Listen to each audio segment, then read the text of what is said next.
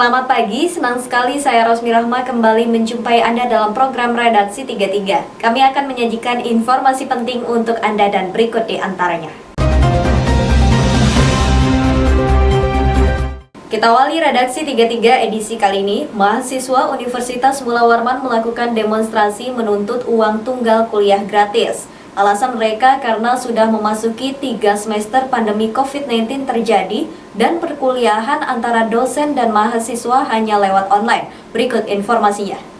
Inilah aksi puluhan mahasiswa yang tergabung dalam Aliansi Mahasiswa Universitas Mula Warman pada Selasa pagi. Mereka mendatangi gedung Rektorat Unmul untuk bertemu dengan Rektor, namun diterima oleh Wakil Rektor 2, Dr. Insinyur Haji Abdun Mur dan Wakil Rektor 3, Dr. Insinyur Haji Encik Ahmad Saifuddin. Aksi damai mahasiswa dipicu oleh terbitnya surat keputusan rektor yang mengatur adanya keringanan uang kuliah tunggal hanya untuk mahasiswa yang kuliahnya tersisa SKS. Para mahasiswa menginginkan UKT gratis untuk semua mahasiswa. Dua alasan mengapa para mahasiswa menuntut UKT gratis, yakni karena masa pandemi COVID-19 membuat penghasilan para orang tua mahasiswa banyak yang kesulitan. Kedua, perkuliahan juga tidak berbiaya mahal karena bukan tatap muka di kampus tapi melalui daring. Melalui keresahan bersama dengan UKT yang tidak kunjung gratis, UKT yang tidak kunjung diberikan kepada mahasiswa secara menyeluruh, inilah membuat kami merasakan kenapa kebijakan-kebijakan ini tidak berpihak kepada mahasiswanya. Sudah seharusnya rektor memberikan suatu kebijakan yang mana kita sudah melalui 3 semester masa pandemi, itu artinya kita sudah melewati 1,5 tahun masa pandemi ini. Jadi seperti itu. Dari kenapa kami harus menuntut UKT itu gratis? Yang pertama adalah UKT hari ini tidaklah memperlihatkan transparansinya kemana anggaran ini terjadi. Bahwa berdasarkan Permendikbud nomor 25 tahun 2020 yang mengatakan biaya langsung dan biaya tidak langsung itu ada diatur. Nah, sedangkan biaya langsung itu adalah yang mana biaya yang digunakan untuk perkuliahan tatap muka dan beberapa kegiatan akademik. Nah, setelah para pendemo tak berhasil menemui Rektor Unmul Profesor Mas Jaya yang sedang berada di luar kota. Namun Rektor berpesan kepada para wakil rektor untuk disediakan waktu untuk berdialog dengan mahasiswa setelah berada di Samarinda. Ya, Pak Rektor hari ini sedang berada di luar kota. Untuk menerima Anda mendengarkan orasi pada siang hari ini. Kemudian yang kedua, terkait dengan apa yang ingin Anda sampaikan kepada Pak Rektor secara langsung, saya tadi sudah laporkan kepada beliau.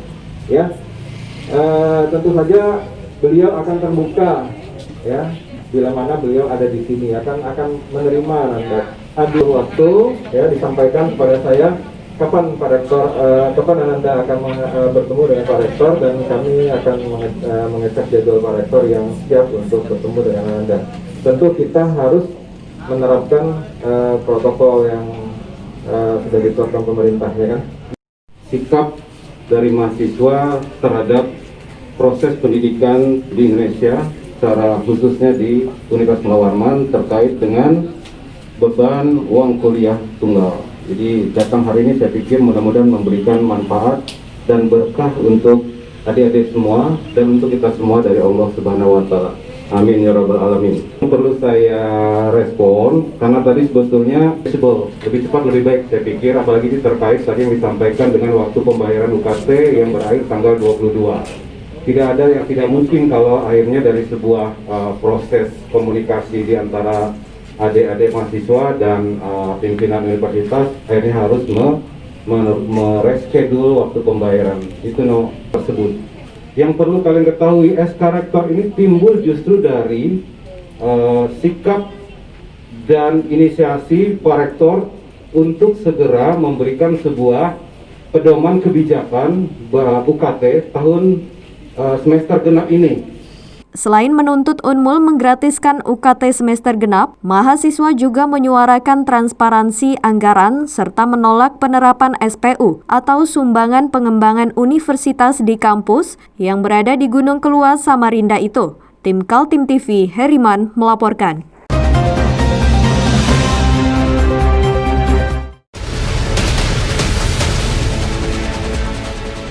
Mari kita memerangi virus corona dengan mematuhi imbauan pemerintah. Stay at home.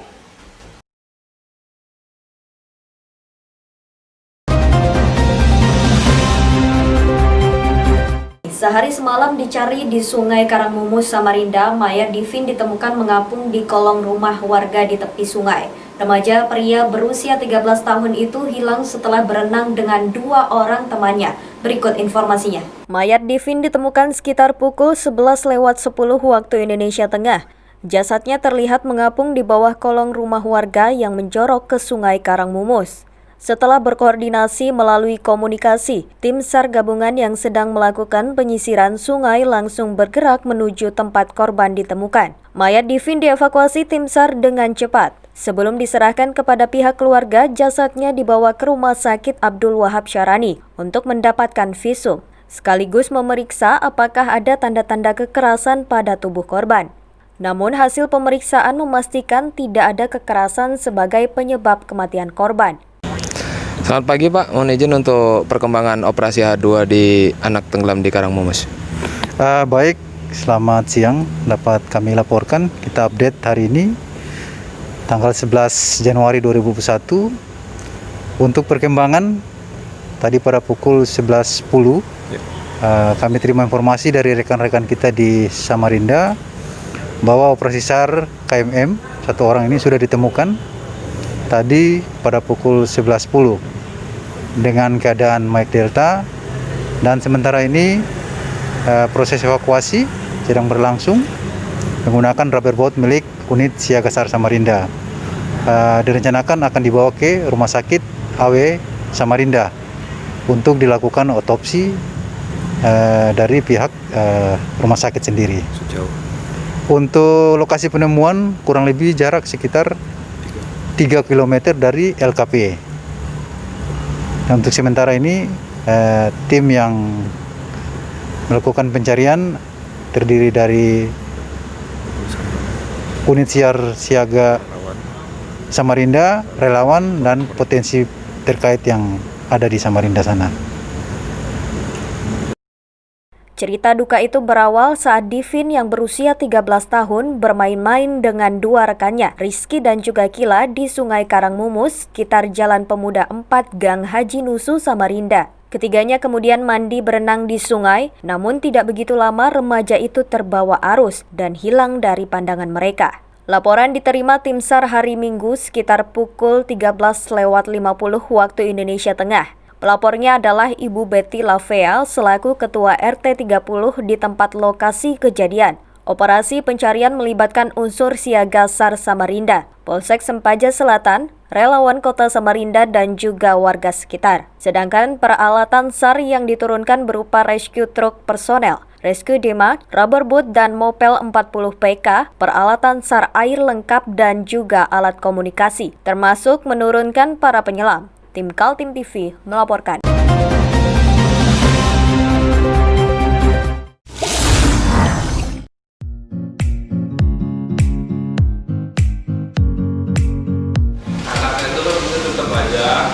Cara mudah beriklan digital di Kaltim TV.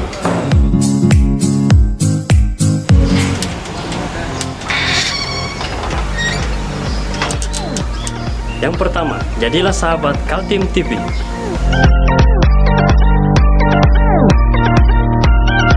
Dengan Rp1 juta, para sahabat mendapat 20 kali tayang di slot berita kamu.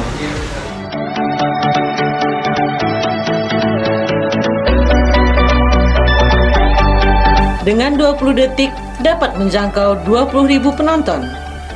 Anda beruntung karena mendapat kesempatan perdana dari kami. Ayo jadilah sahabat Kaltim TV.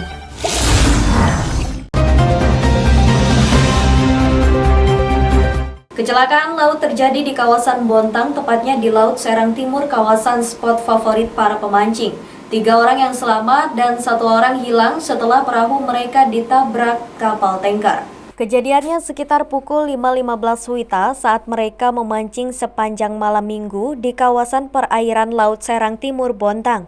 Subuh hari itu masih gelap ketika tiba-tiba perahu yang ditumpangi 4 orang pemancing ditabrak kapal tanker. 4 orang yang berada di perahu pemancing terhampur di laut. 3 diantaranya berhasil selamat, sedangkan 1 orang dinyatakan hilang. Sementara kapal tanker terus melaju seolah tidak tahu ada peristiwa tabrakan tersebut. Pemancing yang selamat adalah Mustari, Yunus, dan Sada. 1 orang lagi rekan mereka yang hilang setelah tercebur ke laut bernama panggilan Toa. Kami informasikan pada hari ini, tanggal 10 Januari 2021, terima informasi dari BPBD Bontang bahwa telah terjadi laka kapal di perairan Bontang yang menimpa 4 nelayan.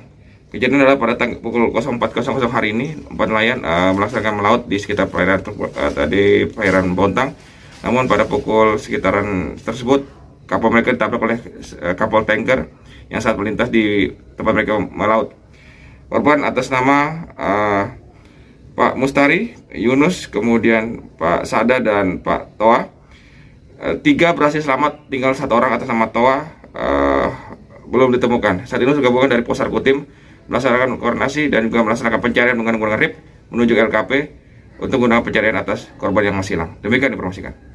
Tim Basarnas gabungan sudah berkumpul dan melakukan pencarian di lokasi kejadian. Menggunakan peralatan SAR seperti RIB, sampai Minggu sore hasil pencarian masih nihil. Selain dari rescue tim Posar Pencarian dan Pertolongan Kutai Timur, terlihat juga personel BPBD Bontang, Pos Angkatan Laut Bontang, dan Polisi Airut Bontang. Sesuai dengan prosedur, masa pencarian korban dilakukan selama sepekan. Tim Kaltim TV melaporkan.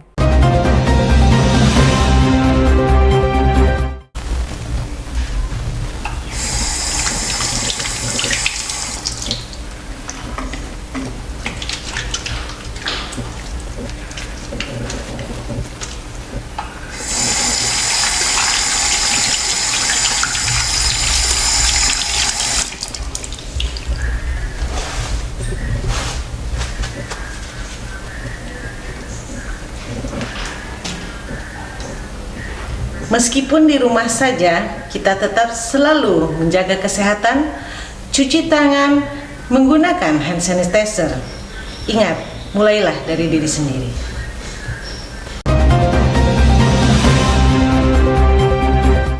Kita beralih ke informasi selanjutnya. Meskipun menjadi Bupati Berau hanya selama 40 hari, Agus Tantomo mengakui akan tetap bekerja sebaik mungkin untuk kepentingan masyarakat dan pemerintahan Kabupaten Berau. Di sisa masa akhir pekerjaannya, Agus mengaku akan konsen mengatasi virus corona yang sudah semakin menggila penyebarannya.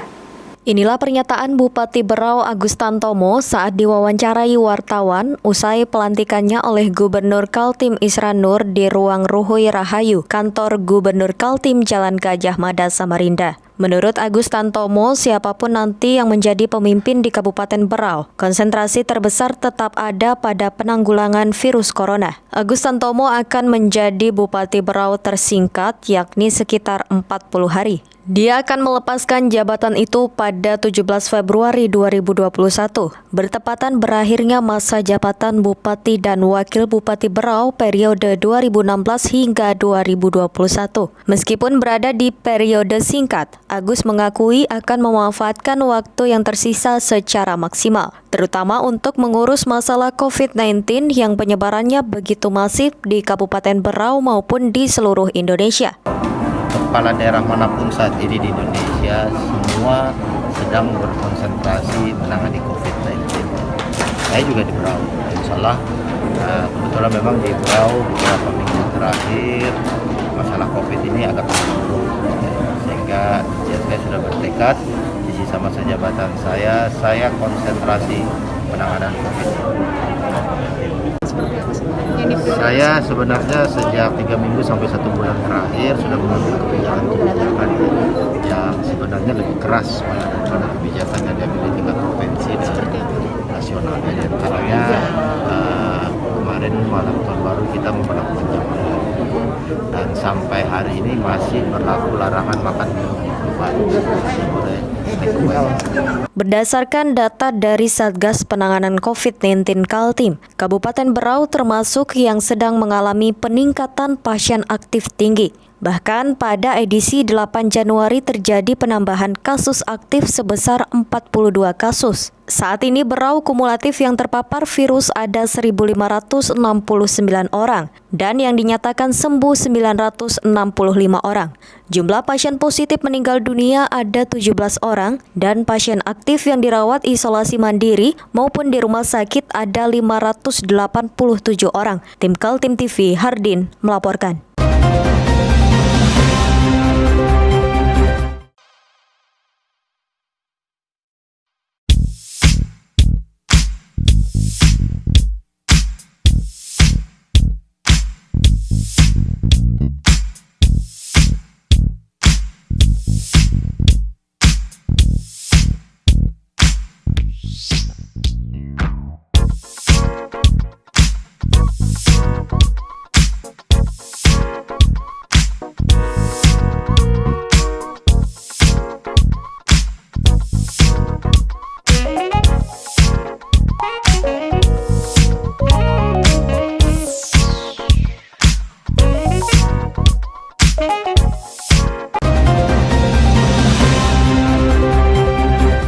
Pemerintah Kabupaten Kutai Kartanegara memastikan kontraktor yang telah menyelesaikan pekerjaan akan dibayar sesuai dengan kontrak. Saat ini pemerintah sedang mencari landasan hukum karena pekerjaan itu semestinya telah dibayarkan pada tahun 2020, sementara saat ini sudah masuk di tahun 2021.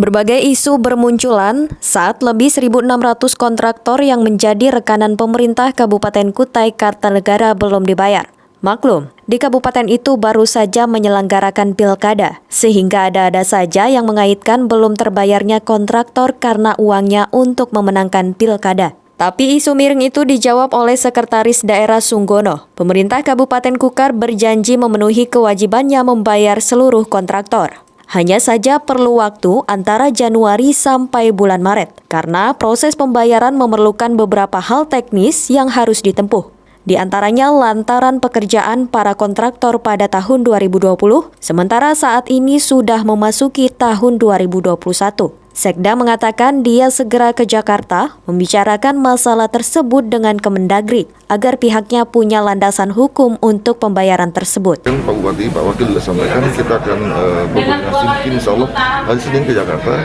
untuk menyampaikan dalam kondisi seperti ini apakah memang kita perlu menambah konten di sistem yang sudah ada atau seperti apa itu yang kita nanti hari Senin. Pak Bupati bilang untuk ke depan sistem tagihannya bakal per termin agar tidak terulang di akhir tahun ini. Ya bukan ke depan, sejak dulu pun aturannya kan seperti itu. Cuman kan tidak sebagian, maksud saya tidak semua kontraktor mengambil hak itu dan juga nggak kita bisa salahkan gitu. Jadi katanya terjadi kejadian seperti saat ini. Mudah-mudahan ke depan manakala kita bisa membangun kesepakatan, ini kan masalah trust aja nih, masalah trust antara penyedia jasa dengan pemerintah. Apakah dengan cara seperti itu mereka lebih mudah, lebih nyaman, lebih bisa terayuni dan sebagainya. Itu yang coba kita mulai sekarang kita bangun. Jadi kalau dari segi kesiapan Pemkab siap.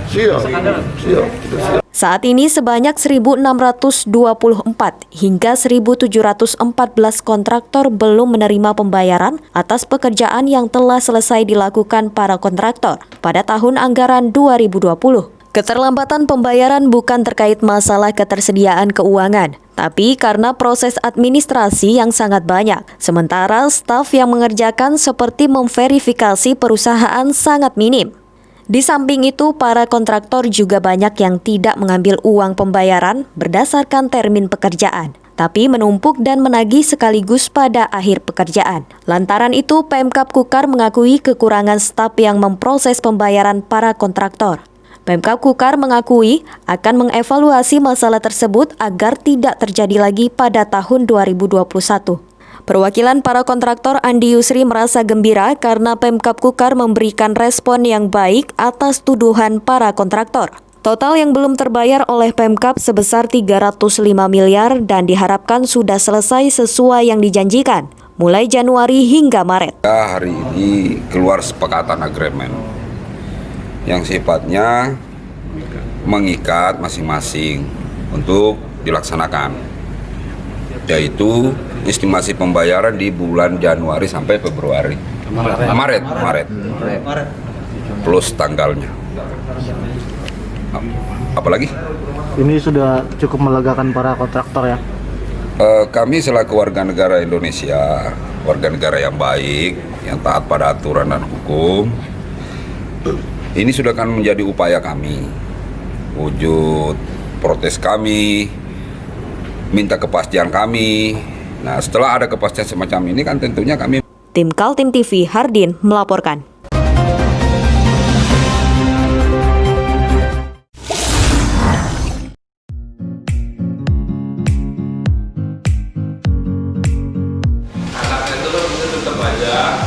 Cara mudah beriklan digital di Kaltim TV.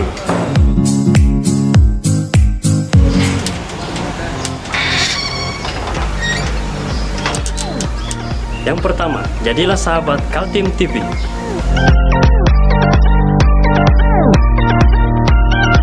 Dengan Rp1 juta, para sahabat mendapat 20 kali tayang di slot berita kamu.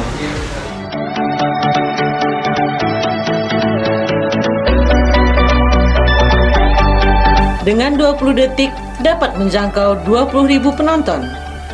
Anda beruntung karena mendapat kesempatan perdana dari kami. Ayo jadilah sahabat Kaltim TV.